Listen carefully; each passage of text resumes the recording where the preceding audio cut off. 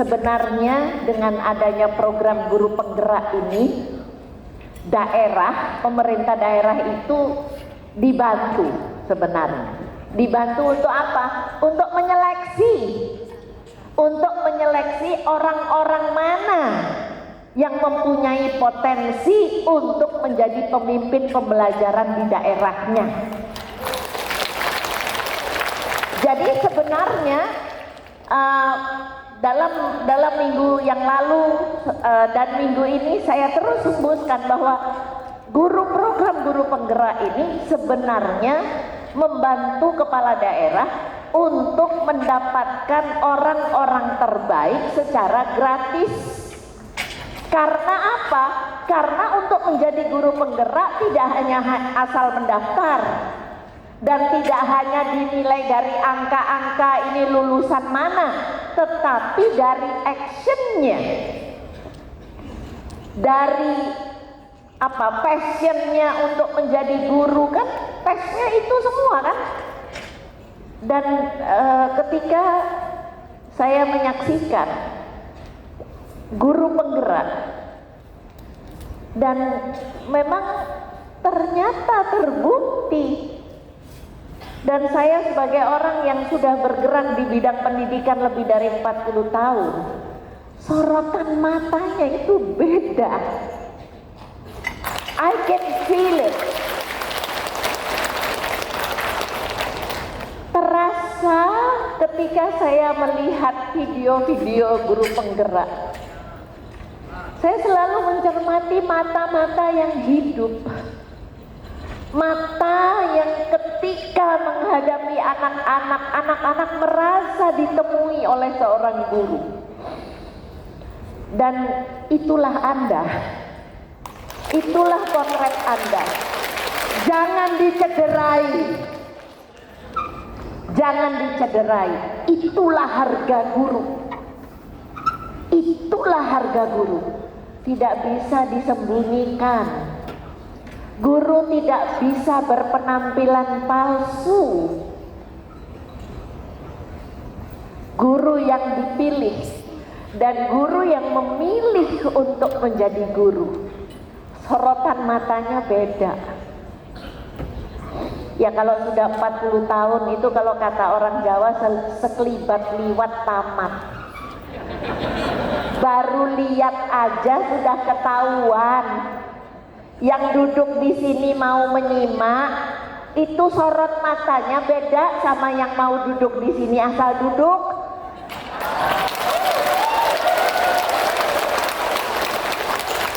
Iya nggak sih?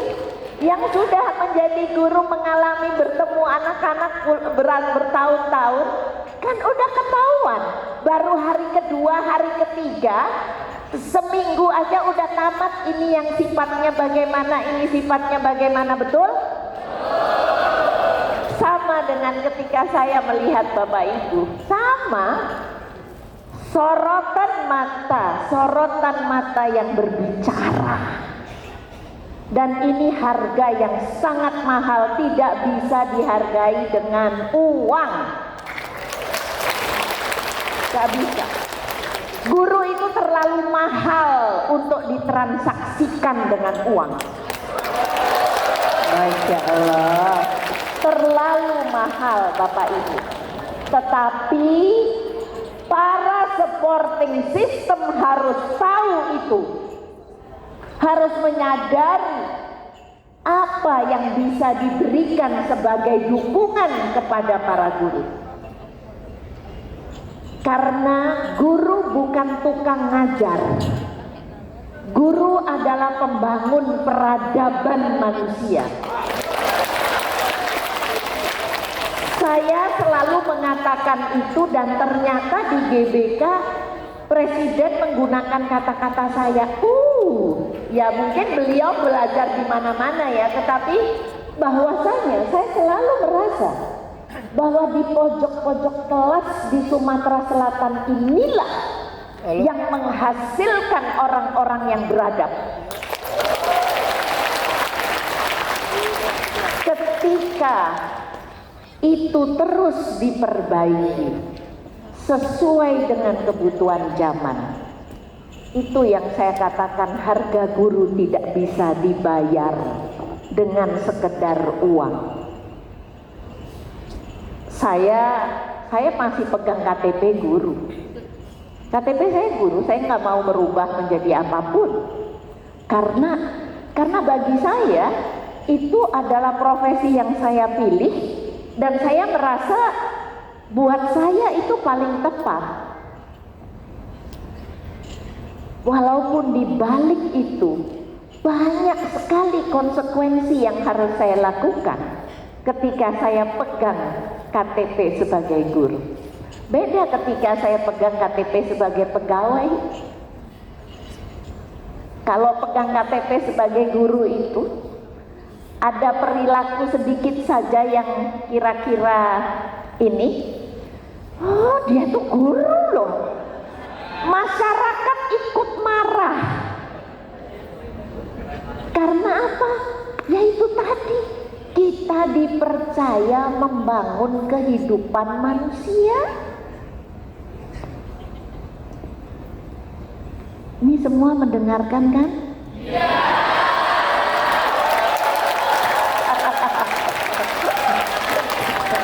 Nanti ketawa nanti.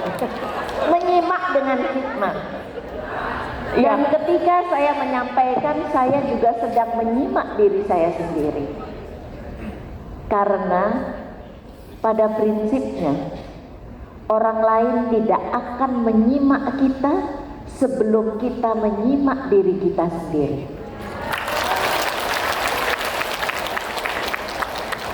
Makanya sering banyak orang tua mengeluh mengatakan, saya itu udah kasih tahu berulang-ulang. Saya selalu tanya, apakah yang dikasih tahukan kepada anak itu sudah dilakukan dan didengarkan oleh dirinya sendiri?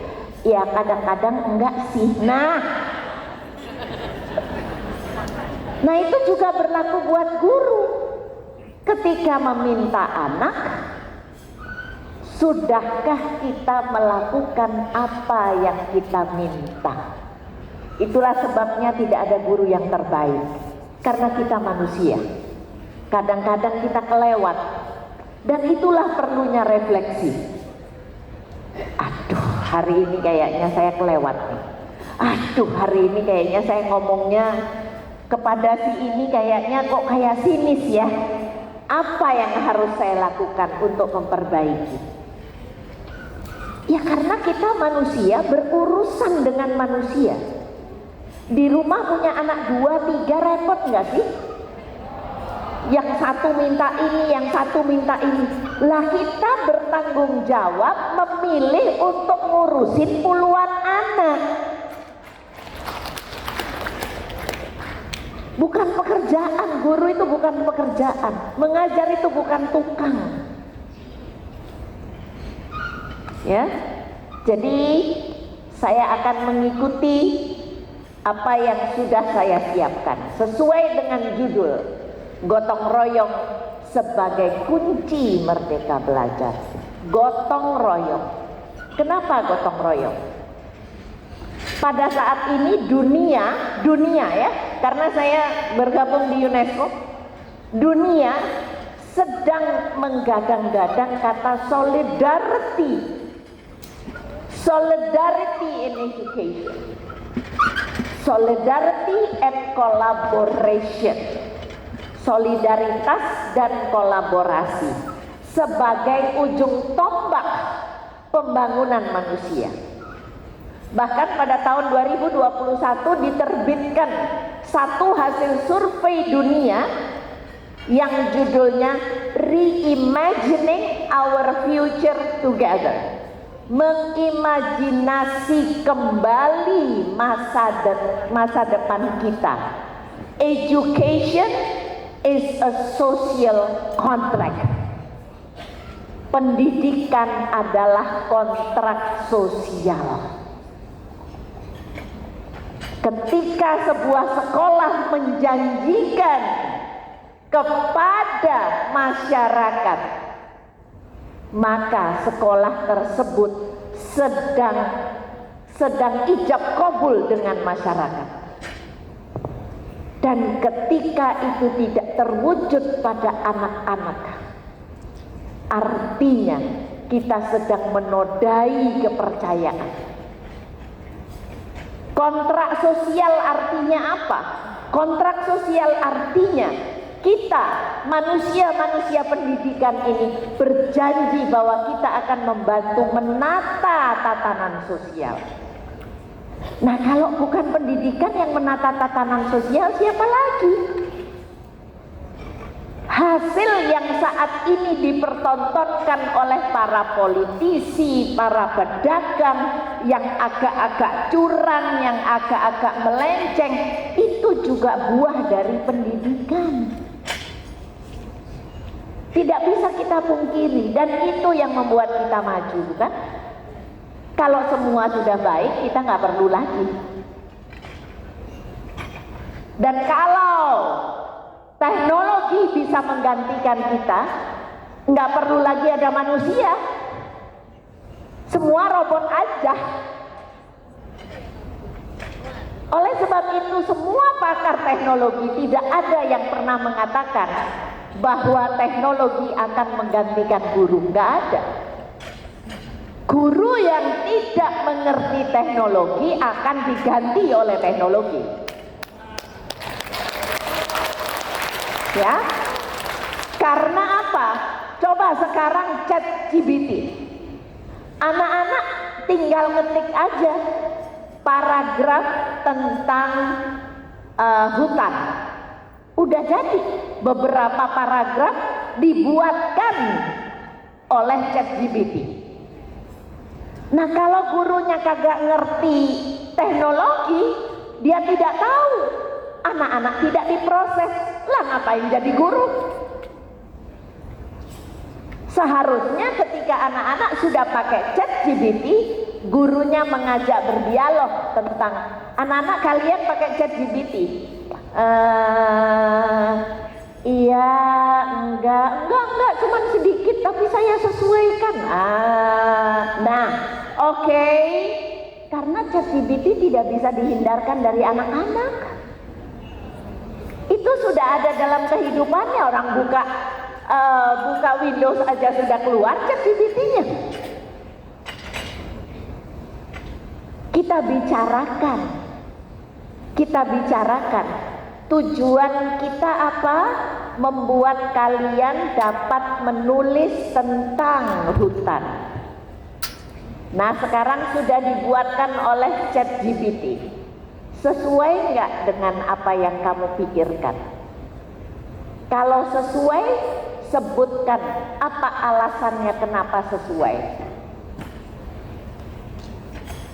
Bagaimana kita bisa mengubahnya kalau hasil tulisan itu nanti akan diberikan kepada gubernur misalnya. Nah, itu kalau gurunya tidak mengerti teknologi, udah, wah bagus sekali tulisanmu, nggak tahu kalau dikibulin. Iya kan? Padahal peran guru adalah membangun literasi dan karakter. Aku nak nyari hadiah. Hasil pendidikan itu ada tak lain dan tak bukan adalah literasi dan karakter. Belum ngantuk? Lo kan nanya. Barangkali sudah ada yang agak-agak tidak mendongeng ya Bun? Iya. Bapak dan Ibu, tujuan Merdeka Belajar adalah menggalang upaya. Ini termaktub sejak awal bahwa tujuan Merdeka Belajar adalah ini. Merekam. Ya. Penting materi. Untuk kepentingan apa? Meningkatkan kualitas pendidikan bagi anak-anak Indonesia dari aspek kebijakan sampai penyelenggaraan. Mari kita urutkan. Merdeka Belajar ditata sedemikian rupa per episode. Sekarang episode berapa?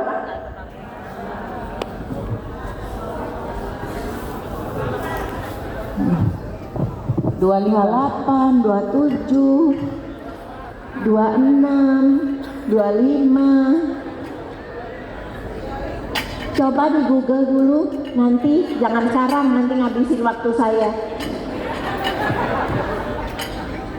Yang jelas di situ ada Merdeka Belajar tentang guru penggerak. Merdeka Belajar 5. Merdeka Belajar 5 yang paling membutuhkan tenaga besar dari negara ini. Kenapa? Karena melibatkan seluruh provinsi di seluruh Indonesia. Kenapa? Ya karena di situ guru berada. Nah, oleh sebab itu saya melihat Merdeka Belajar atau episode 5 ini yang paling menghabiskan tenaga. Paling menghabiskan tenaga, melibatkan urusan dana BOS, melibatkan urusan pembelajaran, melibatkan urusan asesmen.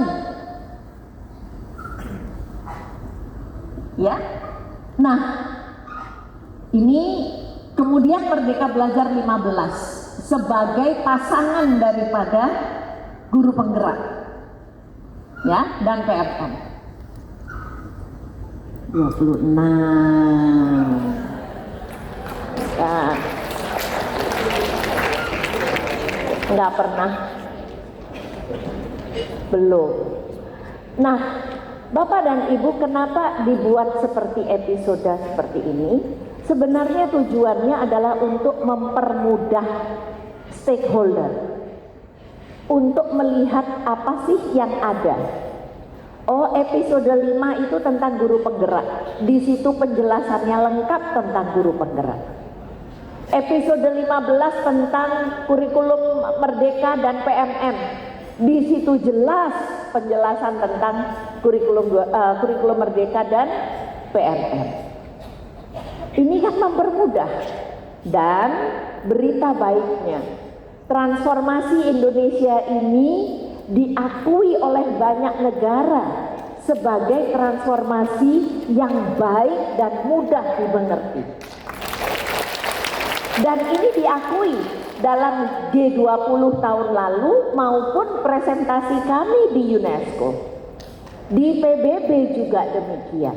Jadi kalau di dalam negeri kita masih meragukan, orang lain sudah menilai ini sebuah transformasi yang yang mendahului. Sedikit cerita. Pada tahun lalu ada undangan Transforming Education di PBB yang harusnya dihadiri oleh Presiden. Nah, kantor saya, Komisi Nasional Indonesia untuk UNESCO, yang menyiapkan.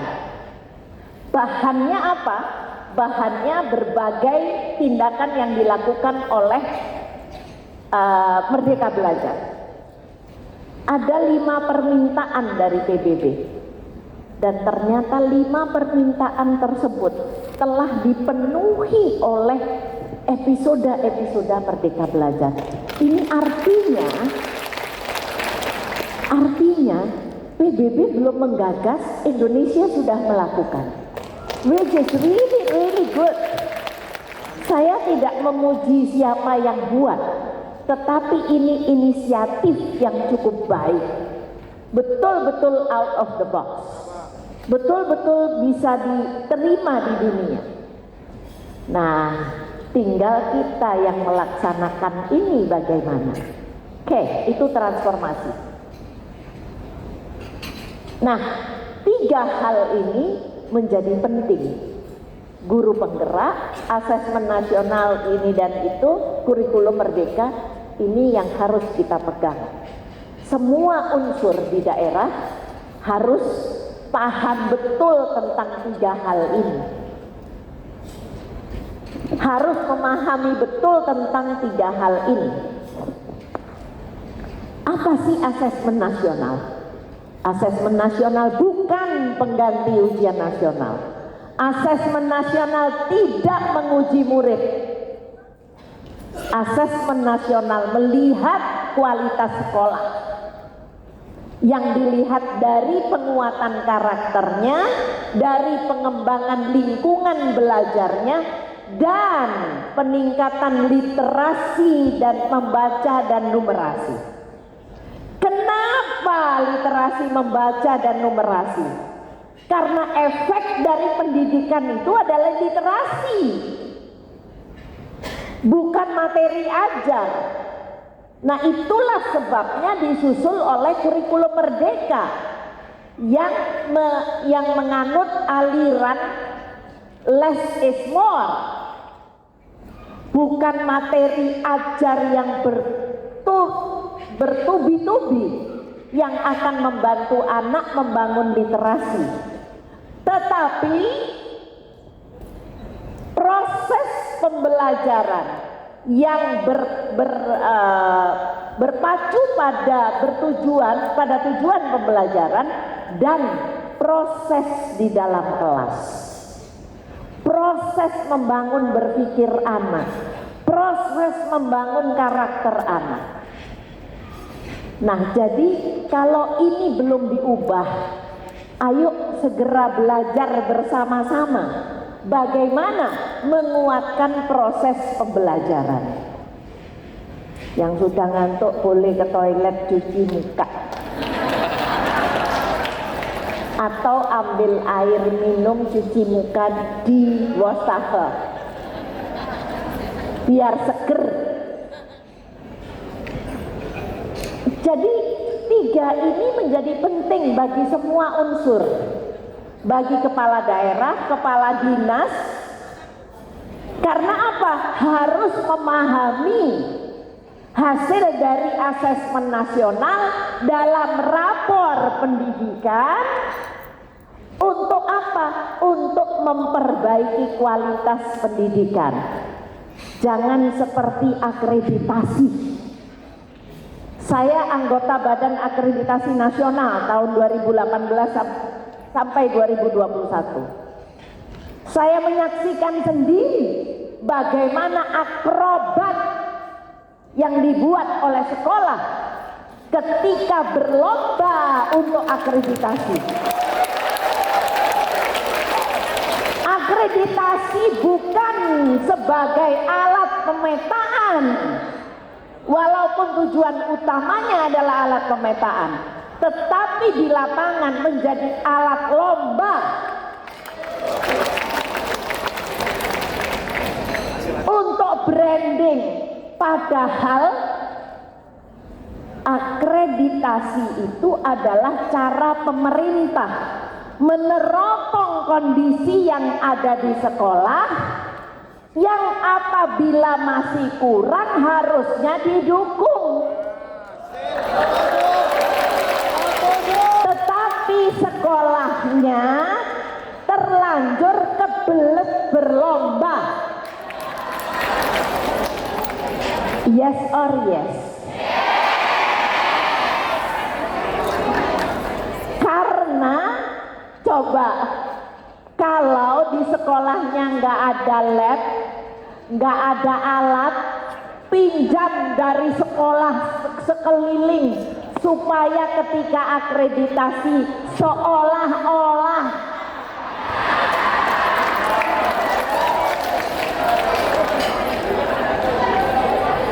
ya tahulah. Jangan mengaku sebagai ahli pendidikan kalau nggak tahu itu.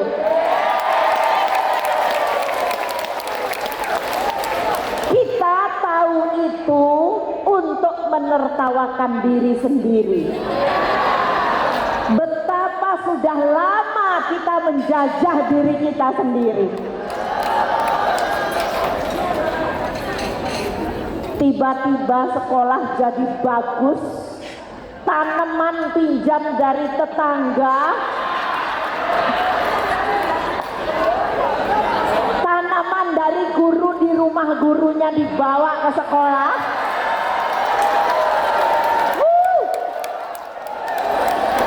Kayaknya saya datanya di luar kepala nih.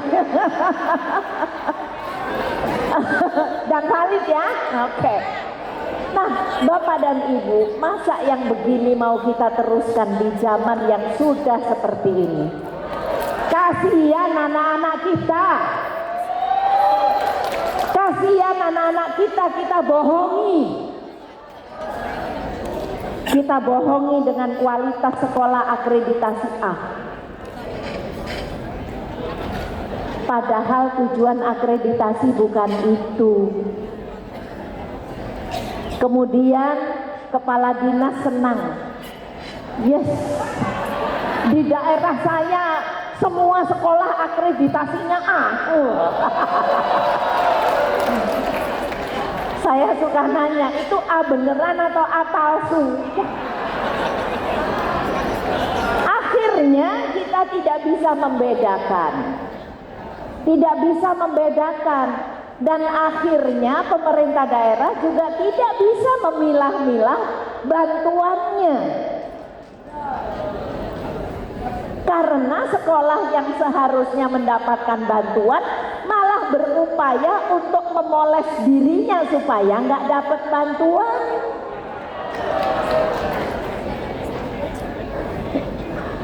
Waduh, ini jadi ngomongin akreditasi ya. Tetapi saya berbahagia karena proses akreditasi telah dirubah. Sekarang sudah diubah. Ada sekolah-sekolah yang sudah tidak perlu diakreditasi lagi, tidak perlu ada asesor datang lagi. Ngapain sudah dapat A bertahun-tahun datang lagi? Ya udah. Nah, kalau turun baru didatengin. Oh, saya tidak tahu karena saya sudah bukan anggota badan akreditasi. Jadi saya nggak berani menjawab kalau urusan itu. Tetapi artinya Bapak dan Ibu, ini tadi kilas balik. Kilas balik untuk melihat potret diri kita. Secara kolektif kita melakukan sesuatu yang tidak memerdekakan anak-anak. Anak-anak kita paksa untuk berprestasi sebagai dekorasi sekolah.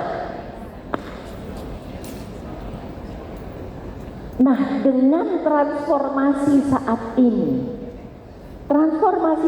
ini bukan perkara transformasi administrasi, tetapi transformasi yang betul-betul membutuhkan kita terus berkoordinasi. Guru penggerak bukan program politik, tetapi gerakan untuk meningkatkan kualitas proses pembelajaran di kelas. Dan bahwasanya guru penggerak harus berbagi praktek baik, bukan PTK, karena PTK juga tendensius. Ada PTK yang pinjem punya orang. Lah kalau pendidikan kita kelabui seperti ini, jadinya kalau anak-anak di jalan nggak pakai helm merasa oke, melanggar lampu merah merasa oke, ya wajar. Ya wajar. Makanya pada saat ini di dalam program guru penggerak yang ada adalah berbagi praktek baik. Dan kalau praktek baik itu tidak dilakukan sendiri, bertobatlah.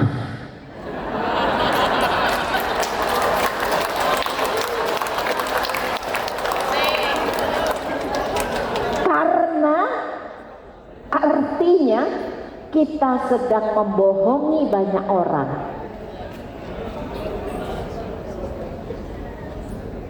Loh, saya nggak nanya siapa loh. Silakan berdialog dengan diri sendiri. Mengerjakan PMM, cari joki untuk mengerjakan PMM.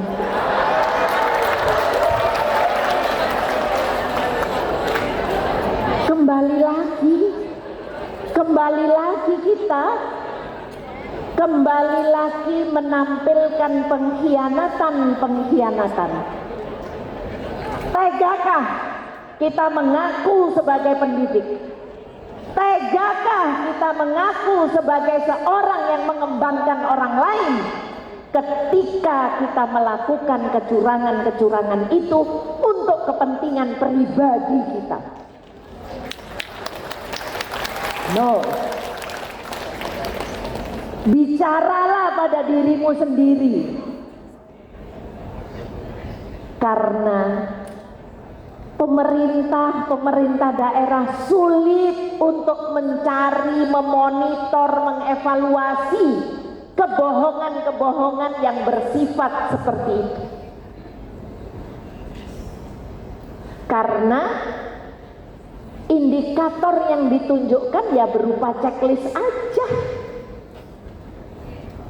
Itulah integritas, itulah potret diri. Dan ketika potret diri sudah dikelabuhi, pantaskah kita jadi guru? Hanya untuk mengejar, iya nanti kalau jadi guru penggerak cepat jadi kepala sekolah.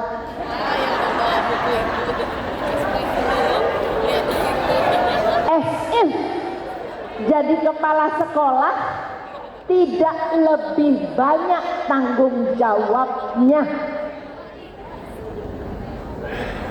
Iya nanti kalau jadi guru penggerak cepat jadi pengawas. Emang kalau jadi pengawas tuh naik pangkat ya?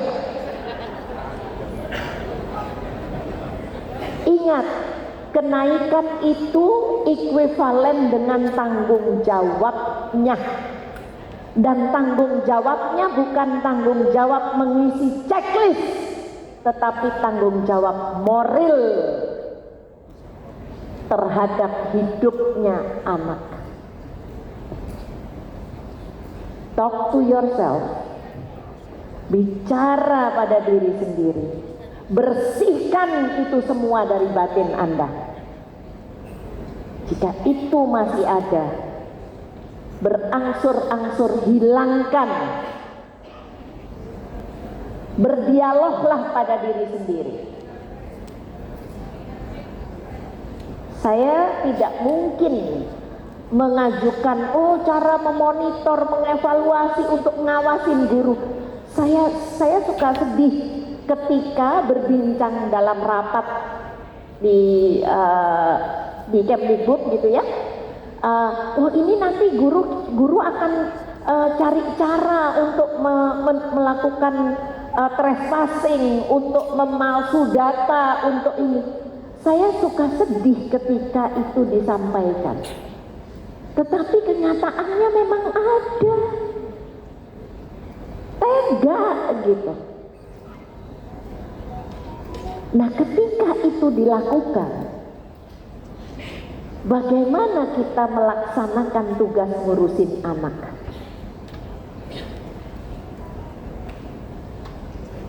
Dan itu tidak mungkin akan dilakukan pengawasan terus-menerus, tidak bisa. Saya bilang, guru itu bukan sipir penjara yang harus selalu melihat orang yang salah. No, guru adalah penegak moral dan karakter.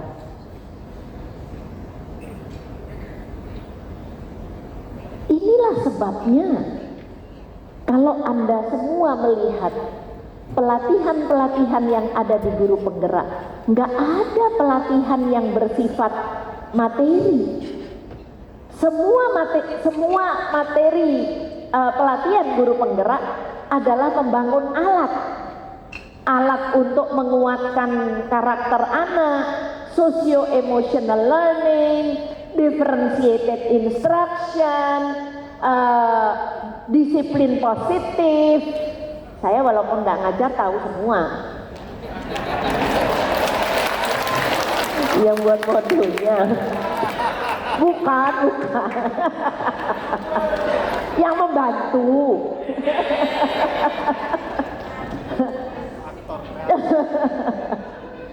Artinya apa?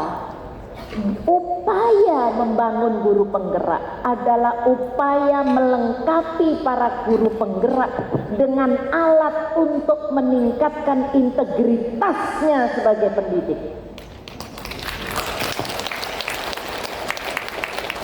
Bukan sekedar meningkatkan kemampuan atau cara mengajar, tidak. Coba kalau dicermati di socio-emotional learning, banyak sekali kan hal-hal untuk mengulik karakter anak. Pembelajaran berdiferensiasi. Untuk apa? Untuk membantu anak-anak mencapai kecakapan kompetensi yang sudah ada di dalam setiap mata pelajaran. Makanya kurikulum Merdeka dibuat basisnya kompetensi, bukan sekedar KIKD. Saya katakan transformasi hari ini pasti berawal dari transformasi sebelumnya. Jadi bukan berarti yang sebelumnya harus ditinggalkan dan jelek, tidak, tetapi diperbaharui sesuai dengan kebutuhan hari ini. Yang menyimak 100%, yang 70%, yang 30%. Ini kalau saya keliling melihat matanya pasti saya bisa memprosentasekan. Nah, Bapak Ibu sekalian,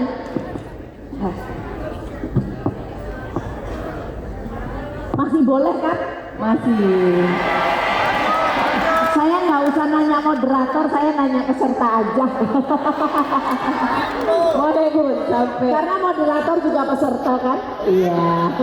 Nah, ini tadi sudah kita bahas bahwa Merdeka Belajar, guru penggerak adalah pendorong transformasi.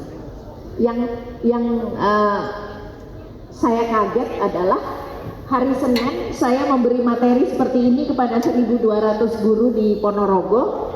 Judulnya adalah guru penggerak sebagai pendorong, mesin transformasi pendidikan Indonesia. Pada hari yang sama ternyata Pak Iwan Syahril, Dirjen PDN, menulis di koran dengan judul yang sangat mirip sekali. Loh, saya bilang, loh kok bisa ya? Katanya ya madhabnya sama. Nah, ini ya Bapak Ibu, guru penggerak itu pemimpin pembelajaran yang mendorong tumbuh kembang murid secara holistik, aktif, proaktif dalam mengembangkan pendidik lainnya. Ini yang saya bilang 2 nyawa. Dan Anda ikrar sendiri. Anda ikrar sendiri, bukan ditunjuk. Itu penting. Ya. Kemudian di ujungnya ada profil pelajar Pancasila. Ada berapa ya profil pelajar Pancasila? Ya kalau ini nggak tahu ya kebangetan.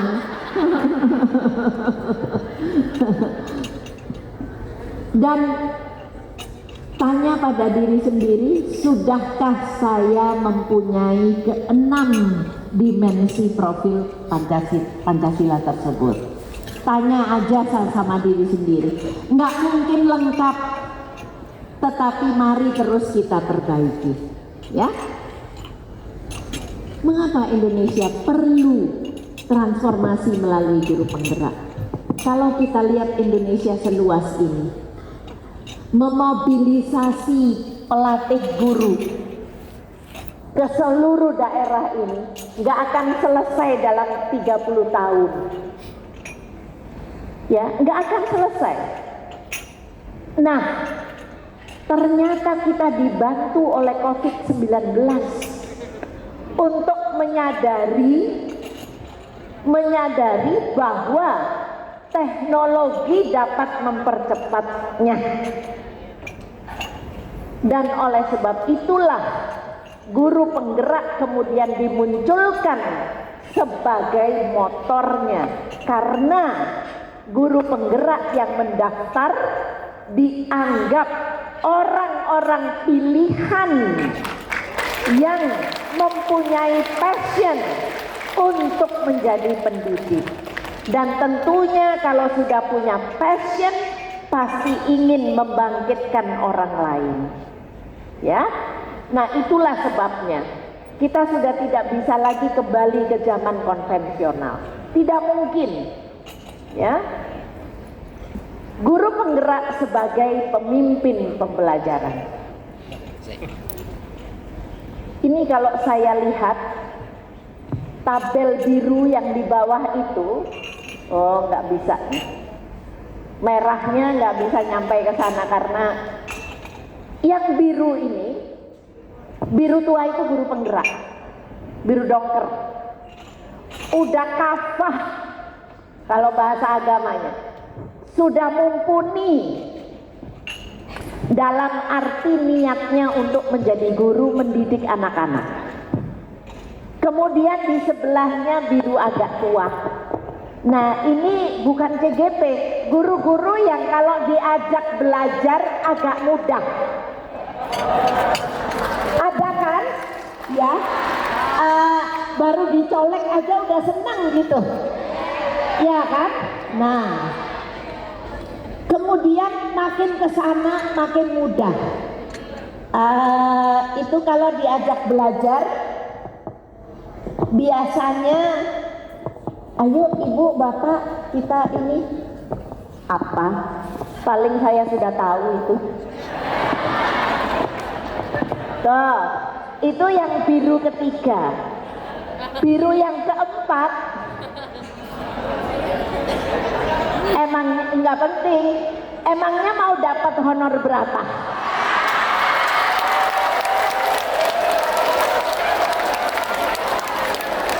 Sudah mulai transaksi.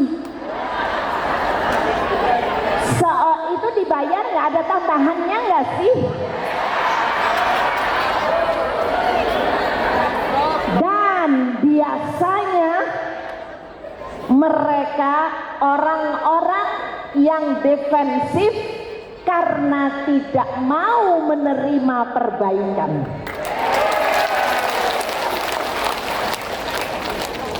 Kok seolah-olah saya sudah tahu ya? Emang tahu. Nah, guru penggerak diharapkan terus melancarkan komunikasi positif sehingga nantinya kebiruannya tidak dimiliki sendiri, tetapi kebiruannya merata. Dan pada akhirnya yang tadinya biru pucat akan terus menuju kepada biru yang lebih pekat. Saya memilih warna random, tidak ada kaitan politis.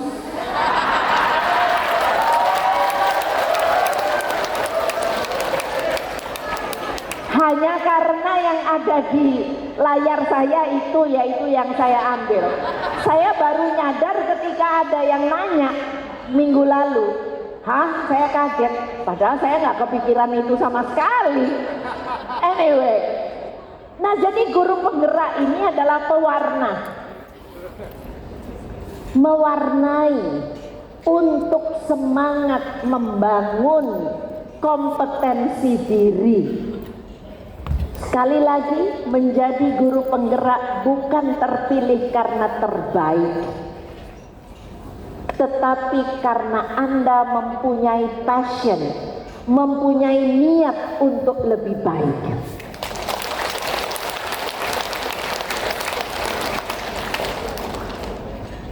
Ada 4 hal yang menjadi penting, ya, bahan refleksi bagi guru penggerak dan seluruh sistem pendukungnya.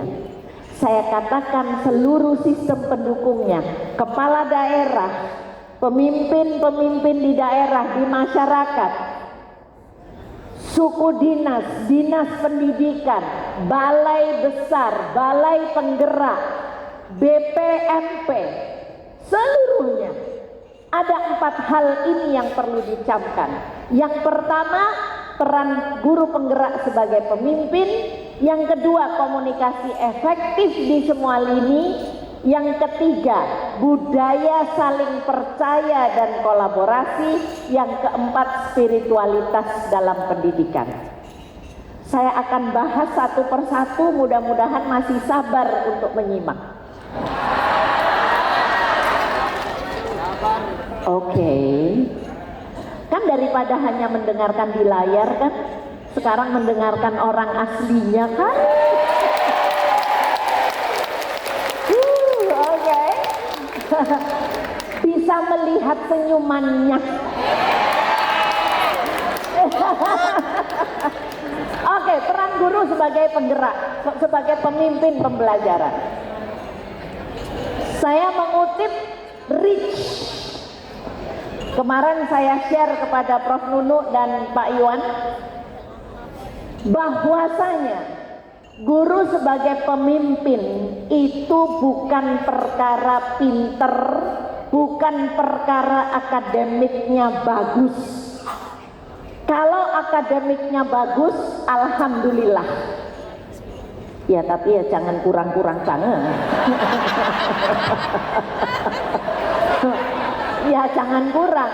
Kan ada yang bilang begini, wah kalau seandainya lulusan terbaik itu semua jadi guru, pasti Indonesia akan berubah.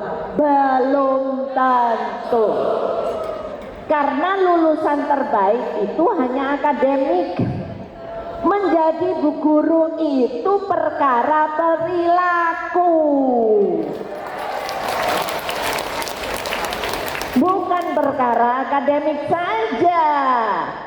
Nah, ini yang saya bahas adalah Rich Model, Behaviors that Together Define a Teacher Leader.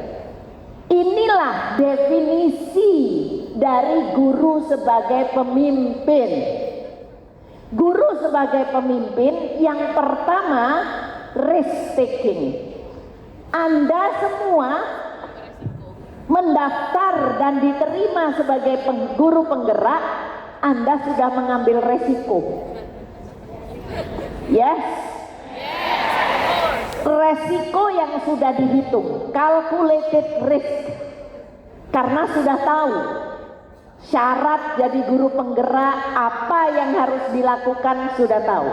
Dan Anda berani maju. Jadi ciri sebagai guru pemimpin adalah risk taker. Berani mengambil resiko. Ya, risk taking. Teachers who seek challenges, yang mencari tantangan dan create new process, membangun proses baru. Yang kedua, E atau E, effectiveness. Guru sebagai pemimpin itu efektif. Ya. Teachers who model best practice. Makanya jangan pernah mengelabui best practice ya. Kalau lagi berbagi best practice, betul-betul best practice yang sudah dilakukan. Dan best practice itu tidak ada yang tidak ada kesalahannya. Kita menjadi best practice karena kita bisa mengidentifikasi kelemahannya.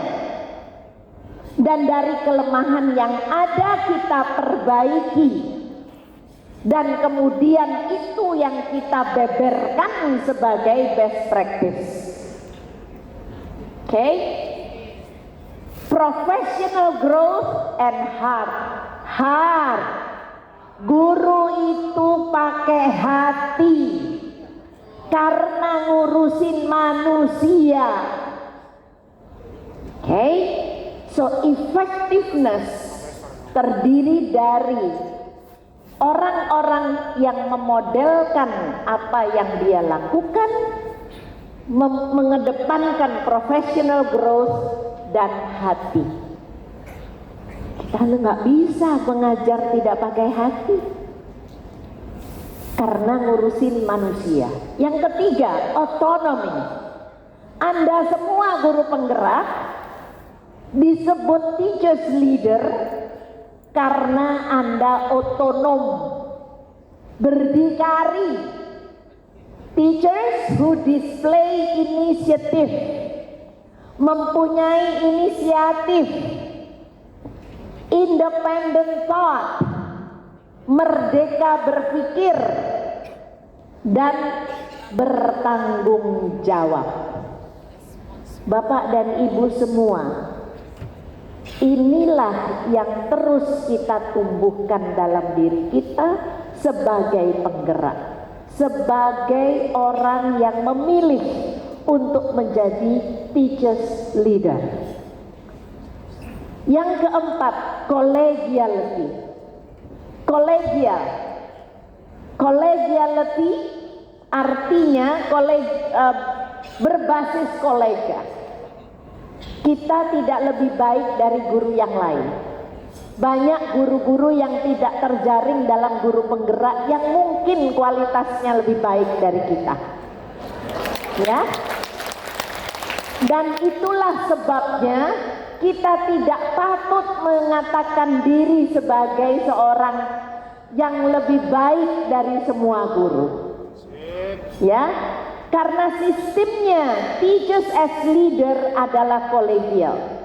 Teachers who promote community, membangun komunitasnya, interactive communication skill, membangun komunikasi, keterampilan komunikasi yang interaktif. Jangan menang sendiri, jangan sok tahu sendiri, tetapi lebih mengedepankan kolegial, bersama-sama, belajar bersama. Yang terakhir, honor, bukan honor. Honor. Ini seharusnya saya mengikuti spelling British. Jadi harus ada U-nya. Ini kalau saya ikutin Amerika jadi dibaca honor. Kalau honor terus kepikirannya cuan, ya. Justru sebaliknya Bapak Ibu. Honor di sini adalah kehormatan. Kehormatan. Memilih guru penggerak, teacher leader, kita mengedepankan kehormatan. Jangan nodai kehormatan itu. Artinya, teachers who demonstrate integrity, integritas. Ini saya cerita lagi sedikit terkait dengan akreditasi. Tahun 2020 saya mengusulkan pengujian integritas asesor. Saya dimarahi banyak orang karena dianggap tidak percaya asesor. Bukan tidak percaya, cuman mengembalikan integritas mereka aja. Jadi dilakukan pengujian. Ada tes psikologi yang menguji integritas. Dan ternyata ya yang lulus tidak banyak. Nah, oleh sebab itu memilih sebagai guru penggerak, pertahankan integritas. Integritas itu kalau bahasa agama Islam amanah. Amanah itu kalau guru ya, kalau guru berintegritas itu bukan perkara korupsi uang. Kalau guru itu korupsinya halus, nggak kelihatan. Lo udah tahu jawabnya sendiri, waktu katanya, waktu dan tingkah laku. Tingkah laku, mempertontonkan tingkah laku yang akan dicontoh oleh anak, itu kita merusak integritas. Di kelas kita memberi tugas, misalnya anak-anak sedang bertugas, kita duduk di depan, kadang-kadang jawab-jawab WA, kadang-kadang asik berkomunikasi, balas-balesan sama temen di grup, kadang-kadang apakah itu melanggar integritas? Tidak. Terserah jawabmu sendiri. Merusak integritas, perusakan integritas dalam kita, dalam profesi kita, halus nggak kelihatan. Ada guru sudah datang, sudah anak-anak dikumpulkan di absen, dikasih tugas, tasnya ada di kelas, orangnya Raib. Ya tahu emang saya kemana-mana. Dalam dunia pendidikan lebih dari 40 tahun, masa yang kayak gitu nggak tahu? Iyalah, kepala sekolah keliling, ada tasnya.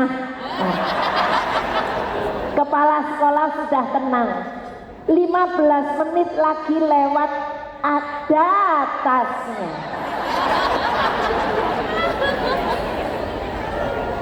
Di mana letak kehormatan seorang pendidik? Nah, ketika diharapkan menjadi guru penggerak, selain Anda tidak melakukan hal tersebut, diharapkan Anda mendorong teman-teman Anda untuk tidak melakukan hal tersebut. Apakah itu susah? Yes, sangat susah. Mengajak diri sendiri aja repot, kemudian harus mengajak orang lain. Tapi itulah reputasi terbaik seorang pendidik, karena itu adalah martabat yang tertinggi, integritas, honesty, kejujuran, dan professional ethics. Ini seringkali tidak dikupas, cuman dipresentasikan, sehingga kita tidak melakukan penghayatan.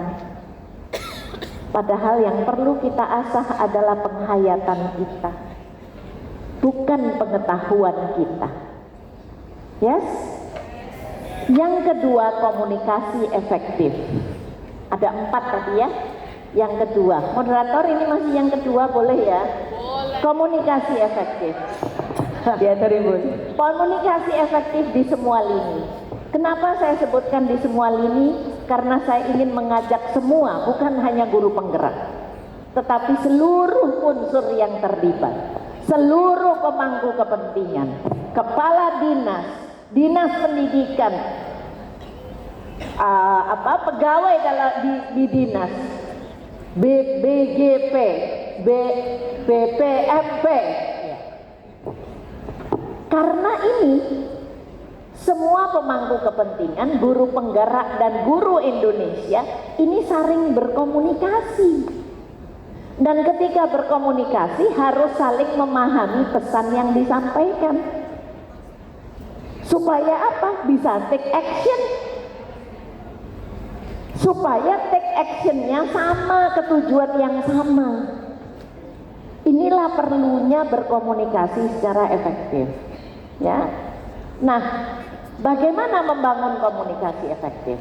Membangun komunikasi efektif, kita perlu berkomunikasi secara teratur. Saya pikir ini sudah diatur kalau komunikasi secara teratur, mendengarkan secara aktif. Nah, ini yang susah.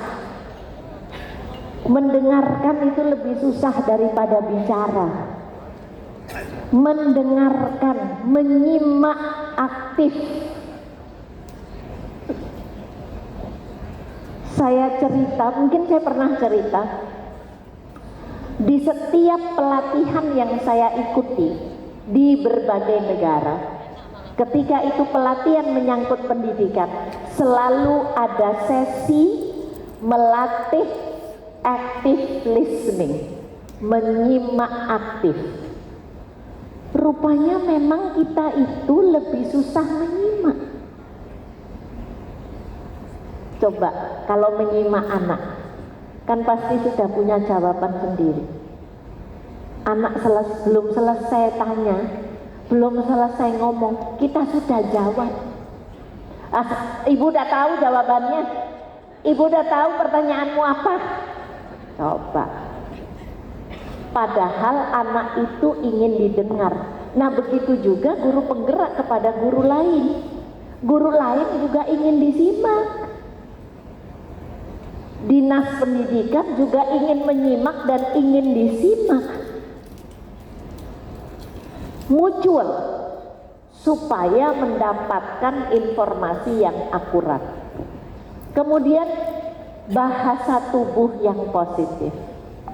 Seringkali ini tidak terkontrol.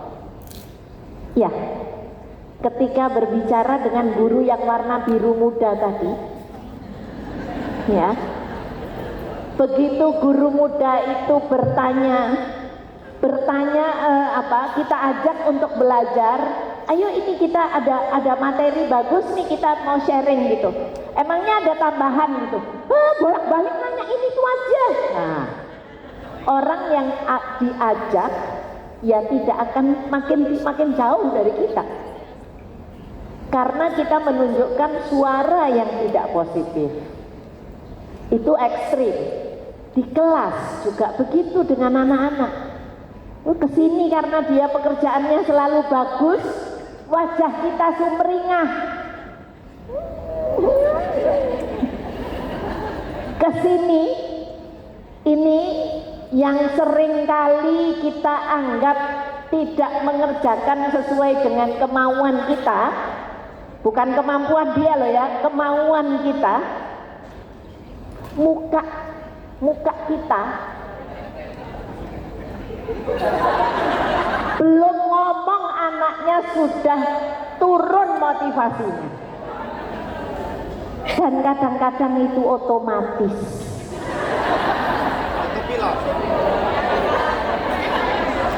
Nah itulah yang harus dilatih, itu yang harus dilatih.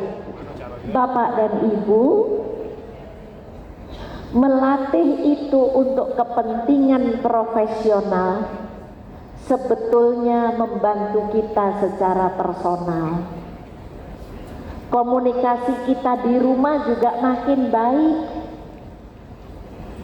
Yang menikah sudah di atas 10 tahun tuh biasanya kan seringkali komunikasinya enggak pakai kata-kata.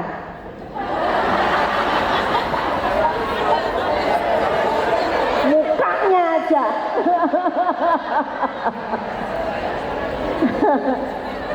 Nah, ketika kita berlatih di kelas, maka karena itu keterampilan yang merajut di dalam diri kita, kita tidak terasa ternyata kita memperbaiki kualitas kita. Ya, kita memperbaiki kualitas kita. Ini kok sudah mulai banyak gerakan ini? Ya, I know. Yang kedua, membangun reputasi untuk mendengarkan dan peduli terhadap apa yang dikatakan orang lain. Yang ketiga, bersikap tulus. Bapak dan Ibu, kita suka nggak bisa menipu kalau lagi komunikasi. Seperti dengan anak-anak tadi, otomatis mukanya berubah. Habis di sini ramah, pas di sini template-nya langsung berubah. Belum ada kata-kata, belum lagi dari kemarin cuman sampai di sini aja. Nah, udah lengkap sudah, ya, lengkap sudah. Setahun tuh anak nggak bakal bicara. Ketika salah satu pihak bertanggung jawab, nah ini berbicara sebagai guru penggerak. Ketika satu pihak bertanggung jawab, luangkan waktu untuk mengomunikasikan harapan. Apa yang kita harapkan dari dia? Apa yang kita harapkan? Sampaikan secara jelas supaya ketika dia mengerjakan, dia tahu pasti apa yang harus dicapai.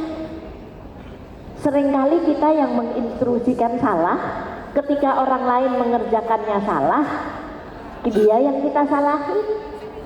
Ya, nah itu. Nah, udah tunjuk diri sendiri aja. Perhatikan komunikasi nonverbal, bahasa tubuh positif dipadukan dengan keterampilan seperti empati. Bapak dan Ibu, di kelas itu kita mengambil keputusan beratus-ratus kali. Ya. Dan keputusan yang kita ambil di kelas bisa jadi pengaruhnya sepanjang hayat. Tadi memutuskan ramah dan tidak ramah, dampaknya panjang terhadap dia.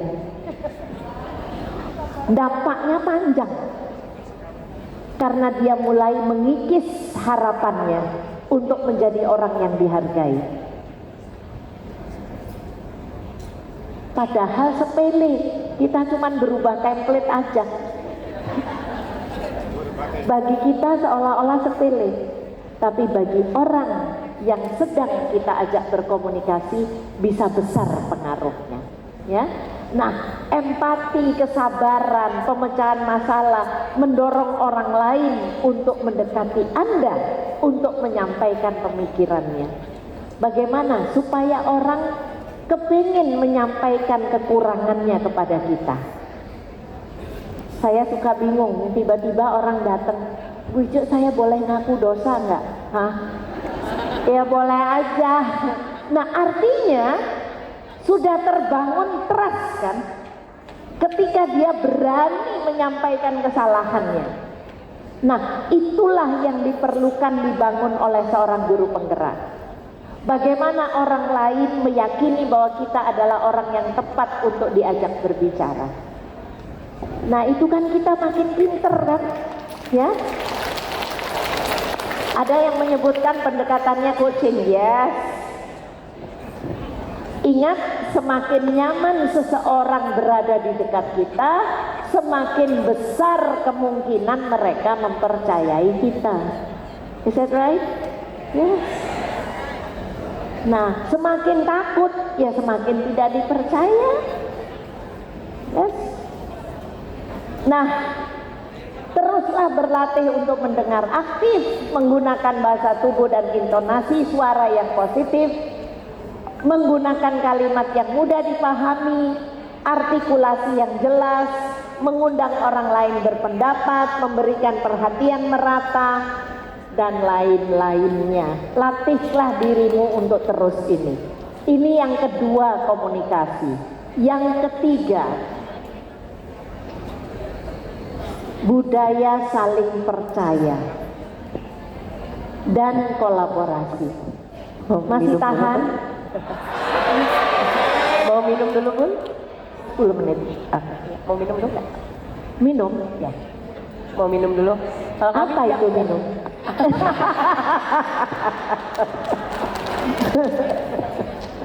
Boleh dibantu dibukakan. Yang ketiga adalah membangun trust. Bapak Ibu, kita memilih sebagai pendidik itu membangun trust. Ya, kepercayaan, trust.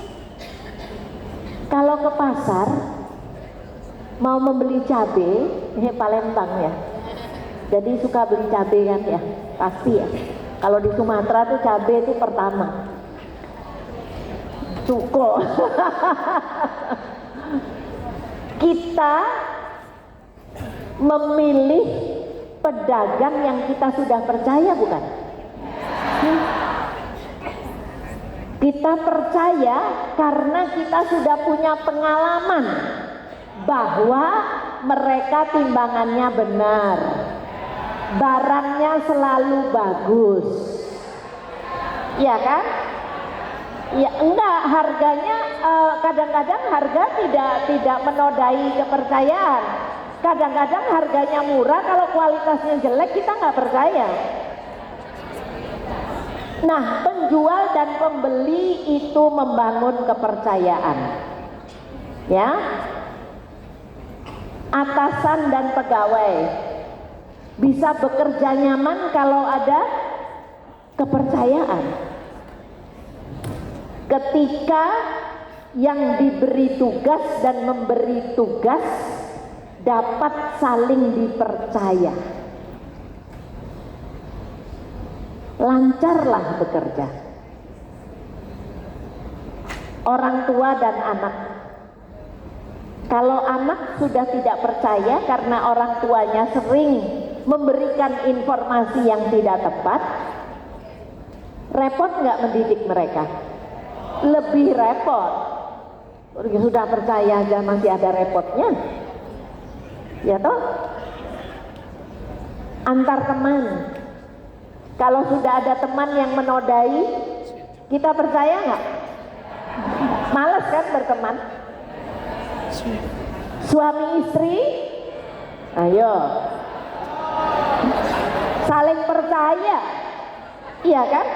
Kalau sudah tidak saling percaya, huru hara adanya. Antara guru, yes, saudara, iya, kepala sekolah dan guru, oh iya banget. Guru dan siswa, antara pegawai. Nah, in any relationship, di semua hubungan, fondasinya adalah trust. Bapak dan ibu, hubungan dengan dinas, basisnya trust. Hubungan dengan sekolah, basisnya trust. Hubungan dengan guru lain, basisnya trust. Trust, kepercayaan. Dalam konteks pendidikan, ketika trust telah terbangun, maka akan lebih mudah menumbuhkan hubungan yang sehat dan efektif. Ya. Apa yang membuat GP harus membangun hubungan yang sehat dan efektif dan saling percaya dengan semua pemangku kepentingan?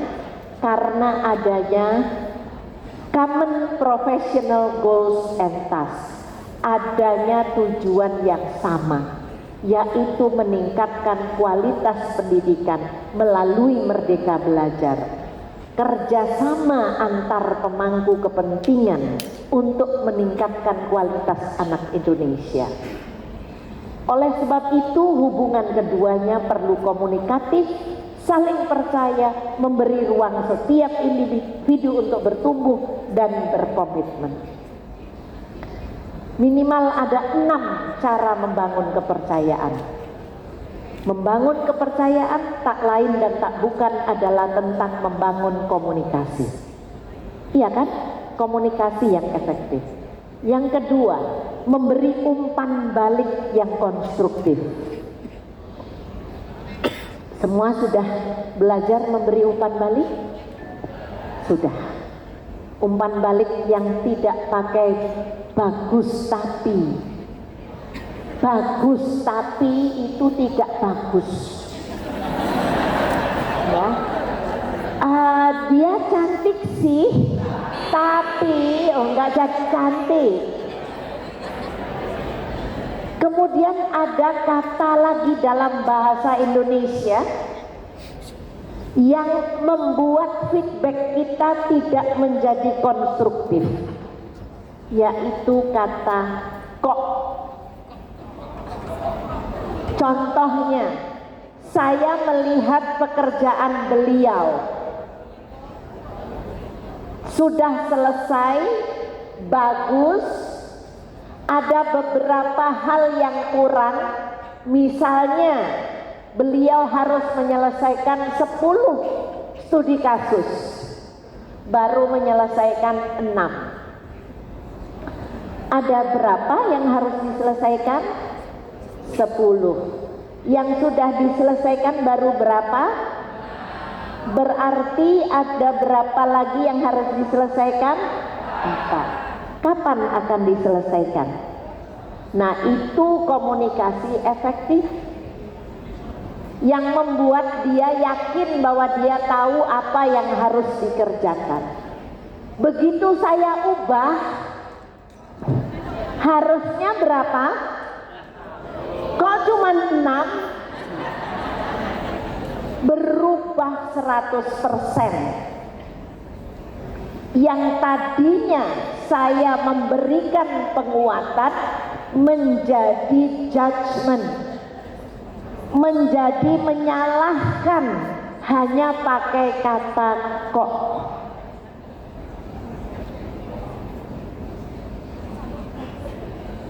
Nggak nyadar kan kita? Karena kayak itu sudah otomatis dan tidak apa-apa. Dan latah ya. Anak-anak juga di rumah. Kok jam segini belum mandi? Ah iya. Pasti anak langsung merasa disalahkan. Beda kalau kita tanya, Dek, jam berapa nih, Dek? Jam 4:30, Mak. Jam 4:30 biasanya apa yang sudah dikerjakan? Nah, beda kan? That's the beauty of communication. Nah, itu belajarnya nggak ada hentinya. Belajarnya terus menerus. Nggak ada sekolah komunikasi yang bikin kita mahir. Yang bikin kita mahir latihan tiap hari. Membiasakan, habituasi katanya. Kalau udah gini kayak banyak ya yang harus dipelajari ya.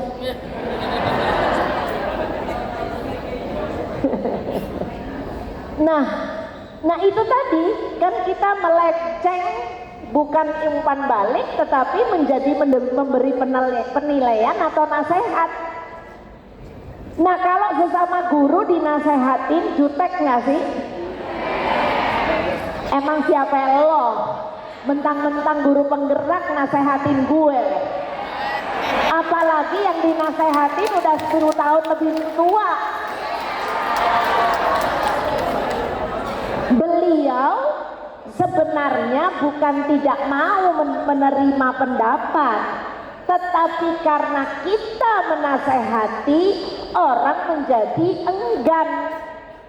Coba kalau kita kedepankan substansinya, seperti adik yang belum mandi tadi, seperti ibu yang menyelesaikan baru 6 tadi, kan tidak memberikan nasihat, melainkan berbicara substansinya.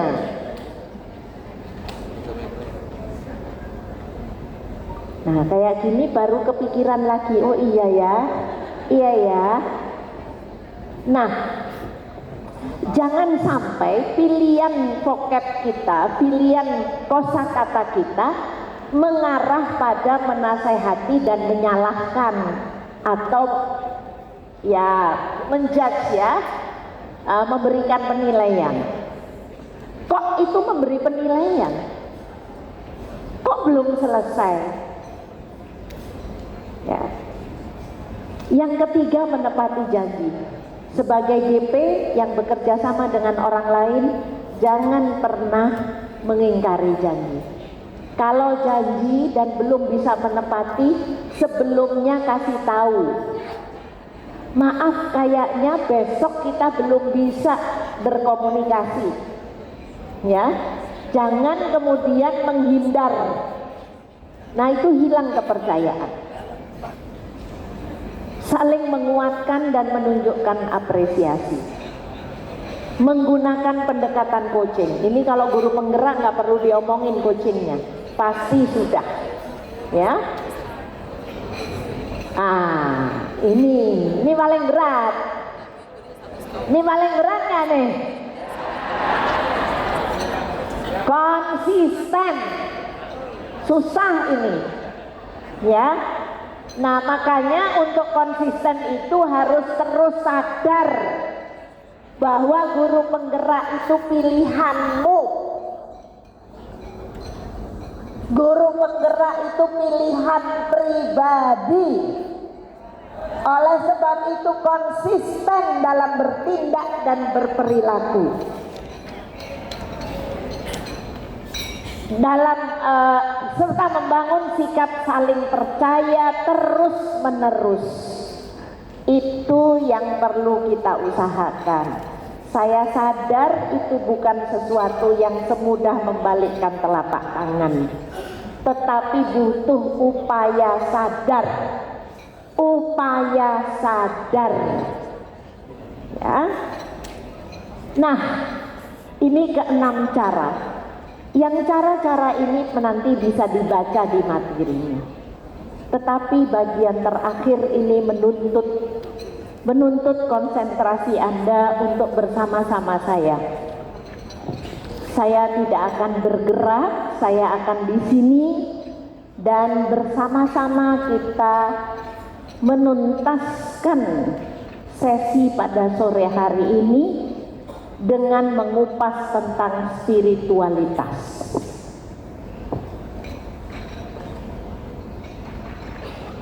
Spiritualitas bisa dibangun lewat media apa saja. Spiritualitas tidak hanya dimiliki oleh orang-orang yang beragama.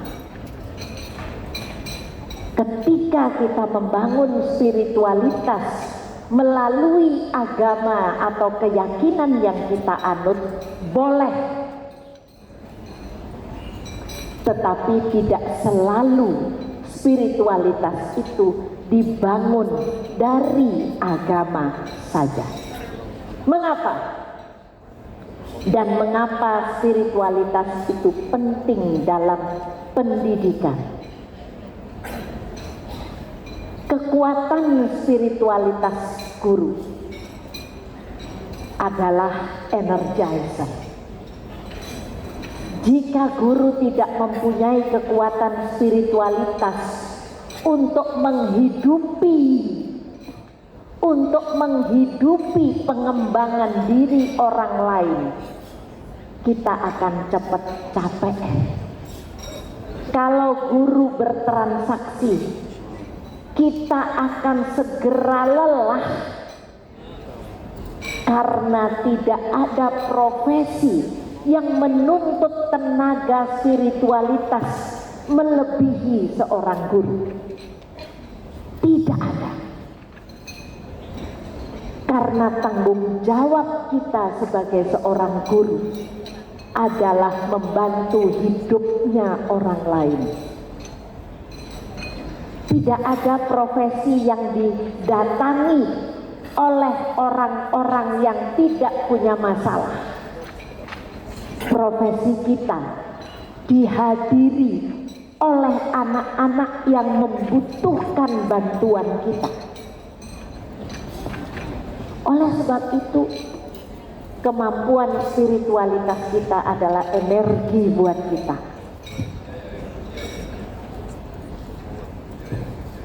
Spiritualitas dalam hal ini adalah kapasitas universal manusia. Jadi unsur esensi manusia.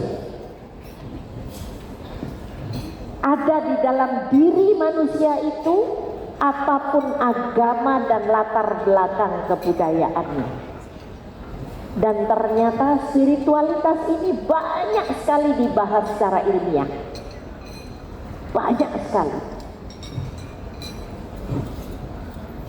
Spiritualitas itu adalah sensitivitas terhadap kreativitas dan non-linear thinking.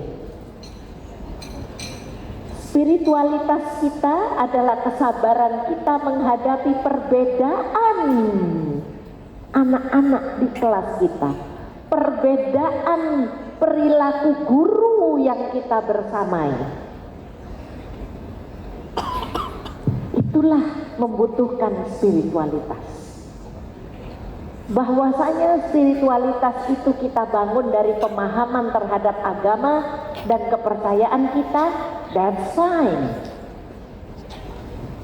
Tetapi bukan satu-satunya, karena teman-teman saya dari Cina, dari Vietnam, dari Rusia juga berbicara spiritualitas.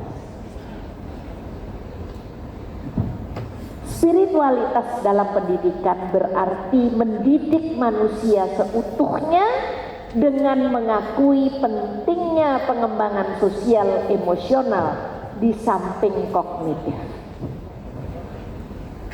Makanya Anda yang mengikuti program guru penggerak ada materi sosial emosional, itu adalah bagian dari ruh mendidik untuk menguatkan spiritualitas kita dan anak-anak. Sensitivitas spiritualitas meliputi dimensi kesadaran.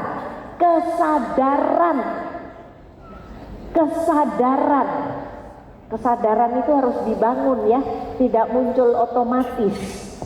Kesadaran untuk merasakan, sensing. Ketika ada anak yang mempunyai kekurangan, kita mampu merasakan apa yang dia rasakan. Ketika ada anak yang dibuli karena kekurangannya, kita dituntut untuk mampu merasakannya, dan itu kita bangun Bapak dan Ibu. Itulah spiritualitas, kemampuan untuk merasakan. Seringkali saya tidak tahan ketika ada anak-anak, baru baca berita anak di Medan di Madrasah Aliyah yang dibully sampai masuk rumah sakit hari ini. Dan saya pikir di ranah sekolah agama itu terjadi. Di mana spiritualitas guru? Karena kalau ngomongin sekolah ya kita ngomongin guru. Nah itu kan anak-anak di luar jangkauan kita loh. Kenapa kok bisa di luar jangkauan? Ya. Sensitivitas spiritualitas adalah kemampuan menghayati nilai-nilai, value sensing. Saya katakan tidak ada yang sempurna, tetapi yang ada adalah lebih baik. Makin menghargai nilai-nilai, norma keagamaan, norma kebangsaan, norma agama, norma lingkungan, norma kebudayaan sekitar. Dan penginderaan misteri atau mystery sensing, sesuatu yang tidak selalu tampak, sesuatu yang tidak kasat mata. Kita bisa melihat tanda-tanda, kok anak ini seperti ini, kok guru ini seperti ini. That's sensing the mystery. Nah itu kalau kita nggak fokus, nggak akan bisa.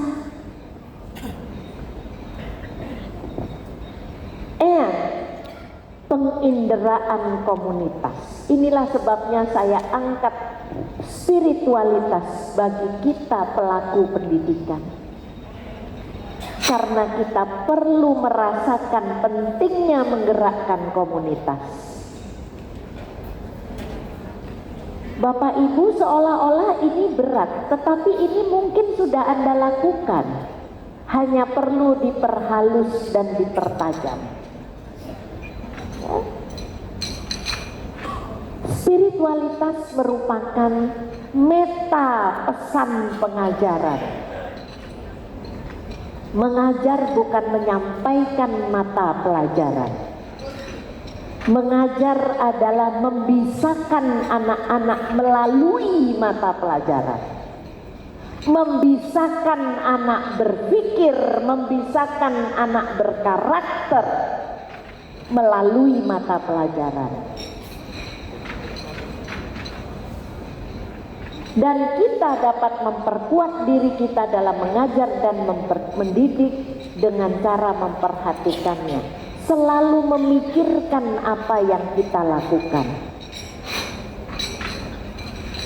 Bapak Ibu, the art of spirituality is learning to be happy in any condition. Seni dari spiritualitas adalah berupaya, belajar untuk selalu menikmati, selalu berbahagia dalam kondisi apapun. Nah, ini kan yang dibutuhkan, dan makanya saya katakan kalau kita belajar dari spiritualitas melalui agama sebenarnya pas, karena semua yang kita inginkan itu ada di dalam ajaran. Tetapi kan melakukan beda dengan memahami, kan ya. And this is the art of love. Jadi the art of spirituality is learning to be happy in any condition, in any circumstances. And this is the art of love. Makanya mengajar itu katanya adalah seni. Tapi tidak akan ketemu seninya kalau kita belum membangun spiritualitas kita. Nggak akan ketemu. Dari spiritualitas itulah kemudian kita menemukan the art of teaching. Ini banyak sekali jurnal dan sebagainya yang membahas teaching is sacred profession. Mengajar adalah profesi suci. Suci. Suci Bapak Ibu. Kita memilih profesi yang suci karena kita ngurusin manusia. Oleh sebab itu perangkat yang membantu guru juga perlu menyadari hal itu.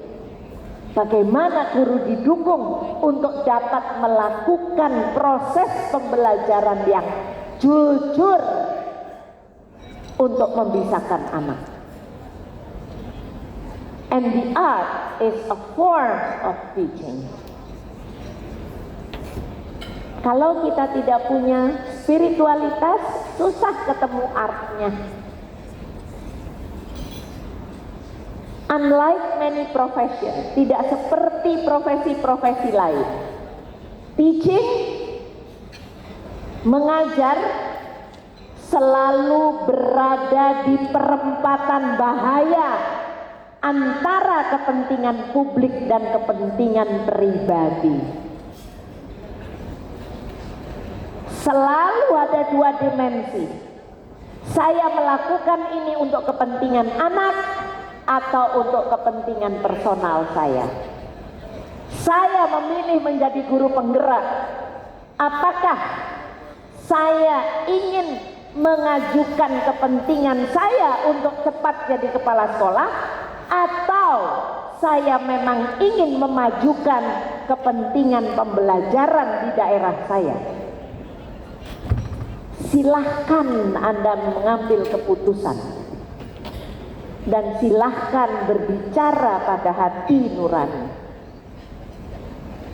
Bapak dan Ibu, to reach deep inside students, untuk mencapai batinnya anak, di mana pembelajaran sejati itu terjadi, kita guru harus mengajar, menghadapi anak-anak from the most authentic, dari jiwa hati nurani kita yang sebenarnya, bukan yang palsu dan ditutupi oleh kepentingan personal. Oleh sebab itu, memilih profesi menjadi guru, kita tidak bisa pakai topeng. Tidak bisa pakai topeng. Education transformation adalah turning point, titik balik. Transformasi saat ini adalah titik balik. Titik balik itu apa? Turning point in the life of those who succeed usually comes from the moment of crisis. Tadi kita berbicara akreditasi, berbicara itu adalah krisis, dan saat ini adalah turning point. Turning point itu biasanya berhasil ketika kita melewati masa kritis dan sadar bahwa di situ ada krisis. Transformasi yang dilakukan oleh pemerintah dari semua negara menjadi perhatian PBB, dan tahun lalu diadakan Transforming Education Summit di markas besar. Transformation is a process, Bapak Ibu. Jadi kalau dikatakan, wah Merdeka Belajar itu nggak berhasil, loh, Merdeka Belajar adalah transformasi, membutuhkan gotong royong bersama, dan transformasi adalah proses. Ketika proses adalah seperti hidup, kadangkala ada naik, kadangkala ada turun. Ya, ketika naik kita pelihara semangatnya, ketika turun kita bersama-sama meraih lagi semangat untuk naik. That's why Merdeka Belajar kita raih dengan gotong royong. Bapak dan Ibu, guru adalah pahlawan kemanusiaan. Bukan pahlawan tanpa tanda jasa, tetapi pahlawan kemanusiaan yang harus selalu bergerak dalam upaya pencarian diri untuk memastikan identitasnya sebagai pengembang diri, pengembang setiap diri siswa sebagai penerus peradaban manusia. Terima kasih. Oke. Tepuk tangan.